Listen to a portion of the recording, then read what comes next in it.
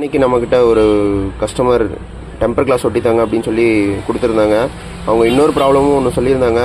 கால் பேசுகிறப்ப அவங்க பேசுகிறது எனக்கு ரொம்ப கம்மியாக கேட்குது சவுண்டு அப்படின்னு சொல்லியிருந்தாங்க. என்னன்னு செக் பண்ணி பார்த்ததில் பார்த்தீங்க அப்படின்னா இந்த இயர் ஸ்பீக்கர் கிட்ட க்ளோஸ்அப்பில் காமிக்கிறேன்.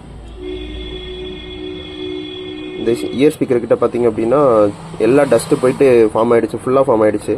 நம்ம காதுக்கிட்ட வச்சு பேசுகிறோம் இல்லை, அதுவும் இல்லாமல் நம்ம பாக்கெட்லேயோ இது மாதிரிலாம் வைக்கிறப்ப அதிலோட டஸ்ட்லாம் பார்த்தீங்க அப்படின்னா இந்த சின்ன சின்ன இயர் ஃபில்டருக்குள்ளார போயிட்டு ஃபில் ஆகிடுச்சு.